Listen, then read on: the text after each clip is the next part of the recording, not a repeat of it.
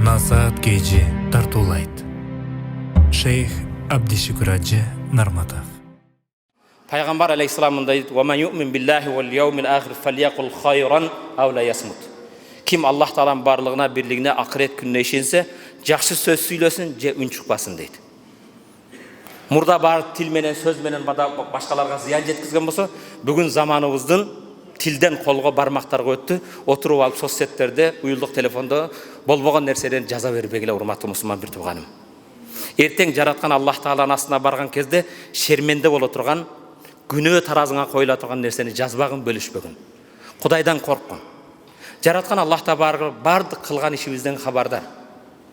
Урматтуу мұсылман бір туған, ова, бұғача жаздыңыз, біреуді шуадыңыз, біреуді ғибат қылдыңыз, емне қылабыз? Барып кешірім сұрайын десең, андан бетер қапа қылышың мүмкін. Емне қыласыз? Сіз ғибат қылған адамға дуа қыласыз. Аллахым ер назарды кешіре көрген, палан жерде мұндай деп қойдым. Құдай маның күнәсін кешіргін, өз рахматын алғын деп. Жамаатты бір елді, ошо елге дуа қыласың. Ошо уруды бір қалп айттың. Бір жамаатқа құрдомат айтсаң, барлық жамааттан кешірім сұрашың керек. Ошо жамааттың артынан жақсы сөз сөйлейсің. Аларға дуа қыласың. Қанша ғибат қылған жеріңде болса, ошончолук дуа қылышың керек. Урматтуу мұсылман бір туғаным, тілім бар деп ар нерсени сүйлөбөшүбүз керек. Бүгін Аллах Табарака ва Таала берген ошондой илим техника өнүккөн кезде отуруп алып бир бөлмөдө башка жерде бирөөдү шубаган нерседен токтололу.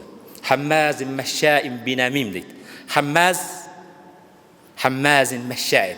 Хаммаз кебирлер тили менен колу менен эме кылбаса ишарат кылып шылдыңдайт бирөөдү. Карикатурун сүрөттү коюп коесуң. Бирөөлөрдүн сүрөтүн фотошопко кирип жасалма кылып коесуң. Машшаин бинамим ушак менен жүргөн. Пайгамбар саллаллаху алейхи вассалам бир күн мүрзөдөн өтүп баратты, токтоду пайгамбар. Эки мүрзөнү айтып, бул эки мүрзөнүн ээси азапталып жатат деди. Мүрзө да азапталып жатат кыяматтан мурда, дозоктон мурда. Эмне үчүн? Силердин көз карашыңарда булардын азапталуусуна чоң күнөө эмес деди. Бирок азапка күбө болгон чоң күнөө Аллахтын астында деди. Бирөөсү деди, ушак челе деди.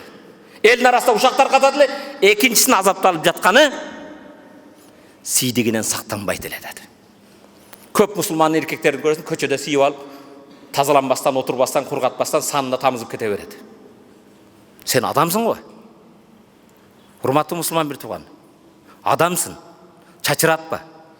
Бул нерседен тазалангын. Кабыр азабынын негизги себептери ушунан болот экен.